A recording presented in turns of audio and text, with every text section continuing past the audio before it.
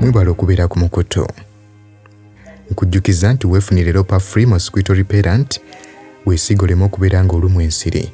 Akacupa ka mils 10 kanusu 9 ate nga akacupa ka mils 6 kanusu 15,000. Mukadde kano gavumenti empya yali eze mu buyinza. Obuvunaanyizibwa bwayo bwe yali erina obusookera ddala kwe kubeera nga bateekawo eggye eryawamu. Kubanga waliwo ebiwayi bingi nnyo ebyabakwata mundu ebyali birina okubeera nga bigattibwa bakolemu eggye limu. Nti wabula engeri gye yali enkola ya NRA bwe baali tebagoba muntu yenna nga bamukkiriza okujja n'abeegattako kasita abeera ng'alina ebisaanyizo ebisobola okuweereza mu magye naddala nga talinaako bbala lya bumenyi bw'amateeka. Nti wabula tegwali mulimu mwangu kubanga waliwo ebiwayi bingi nnyo nga buli kimu kyonna kirina engeri gye kyeyisamu ssaako n'enzikiriza gye kikkiririzaamu. Teekako okubeera nti bangi baali baatendekebwako kitono ate nga n'abalala bangi baali baatwalibwa mu matendekero ga njawulo. Nti kyokka engeri gye yali nti kuviira ddala mabega yali nkola ya Uganda okubeera nga abamagye batendekebwa amatendekero agatali gamu. Kino tekyabazibuwalira okubeera nga bano abaali batendekeddwako yadde matendekero gaali ga njawulo nga babateeka mu ggye lyabwe.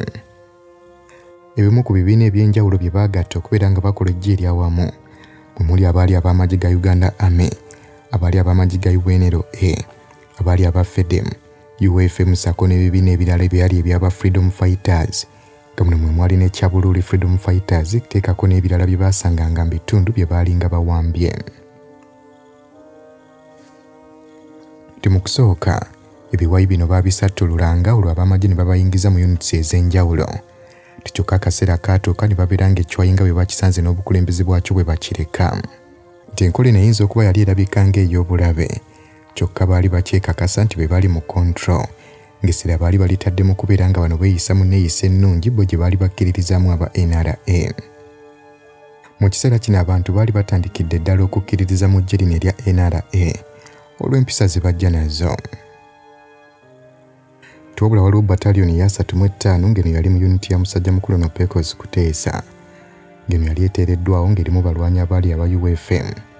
Nti bano baasiiwuuka empisa nga baagala kubeera nga bawoolera ku bantu b'omu kitundu ekyakyoli ekintu Kutesa kyataagumiikiriza. Bw'atyo n'abaggyako ebyokulwanyisa n'okugisattulula n'agisattulula.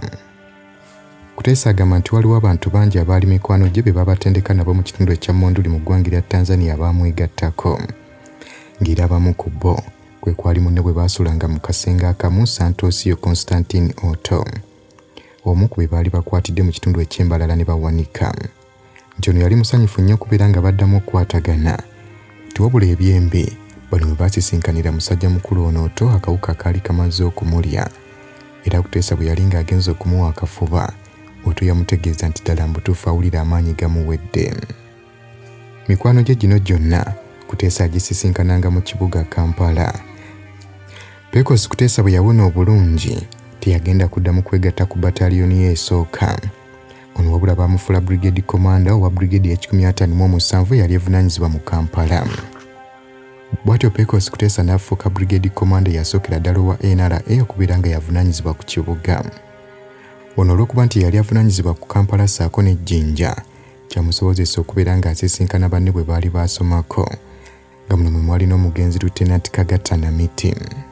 Ono yali ofiisa mu section esooka platoon esooka Dikoyi bwe baali nga bali mu kutendekebwa. Tiwabula Kagata Namiti ono oluvannyuma yafuuka munnabyabufuzi era nga kyatuukirira Kopolo Chacha yali omusomesa waabwe mu ggwanga lya Tanzania kye yategeezezza nti bwe yabeetegereza obulungi Namiti ono yali agenda kufuuka munnabyabufuzi gye bujja. Omulimu gw'okubeera nga bano bagatta ebiwayi by'enjawulo okukolamu eggye ly'eggwanga kwatambula bulungi nnyo era ng'eggwanga lirabika liri mu kudda mu nteeko. Nti wabula ekyo kubanga poliisi y'eggwanga yo yali teyeetabye mu lutalo yali ekyali nnafu nga ne gavumenti ezaali zisoose poliisi baali bagitwala ng'ekitali kya mugaso nnyo ng'ensonga lwaki tewaabeerangawo kurikuluutinga ssaako na kutendeka aba Uganda Police Force. Kino kyaleetera eggye lino eppya eryali lizze okubeera nga lyenyigira mu kukola emirimu egyali giwerako egyali gisaanidde okukolebwa poliisi. Era ng'ekimu ku kikwekweto omusajja mukulu n'okuteesa kye yakola okwetoloola Kampala mwe mwali okubeera nga bakwata emmotoka zonna ezaali teziwandiikiddwa. Nti Uganda okuva dda yali egula emmotoka okuva mu ggwanga erya Japan. Tiwabula ekiseera kyatuuka nga amateeka tegakyakola abatuuze ne bayingiza emmotoka muno mu ggwanga nga tebaziwandiisizza. Ekikwekweto ekyokukwata emmotoka zino bakituuma Operation Nagoya era nga musajja mukulu ono Pecos Kutesa yakozesa basajja be abaali bategeera ekibuga ne batega roadblocks okwetooloola enguudo zonna ez'omu kibuga ssaako n'obukubo obutonotono mu kiro kimu.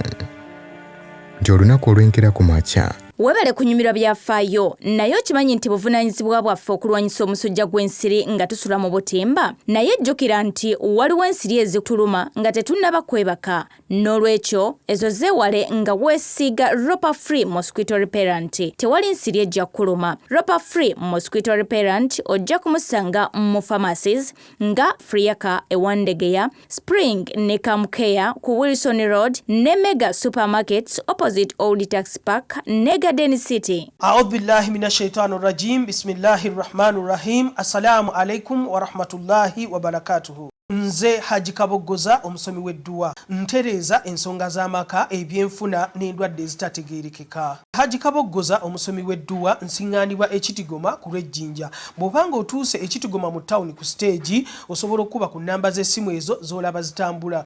Gwe wenna ali ewala oyinza okuyita ku mukutu gwaffe ogwa WhatsApp ku layini eyo eya MTN obudde bwonna mbeerako.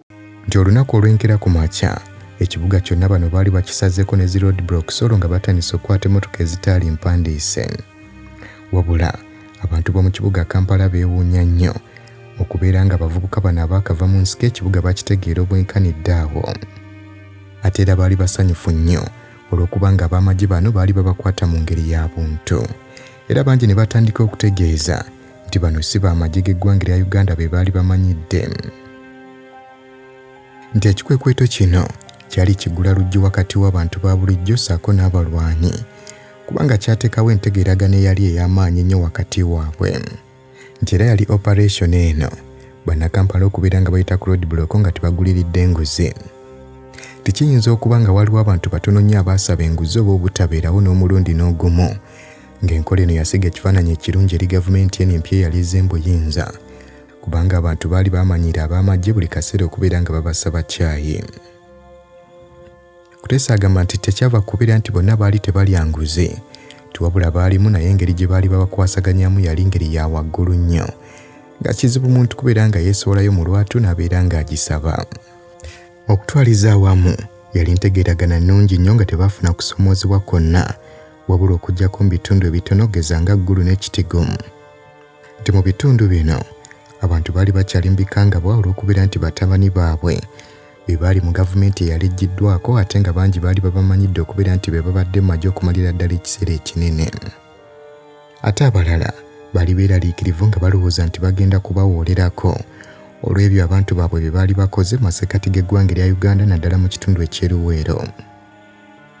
Nti wabula embeera yagenda ekyuka mpola kubanga Pecos Kutesa ono bwe baamusindikira eggulu mu masekkati g'omwaka gwa 1986 yasanga abantu bakkakkamu nnyo era ne bamwaniriza.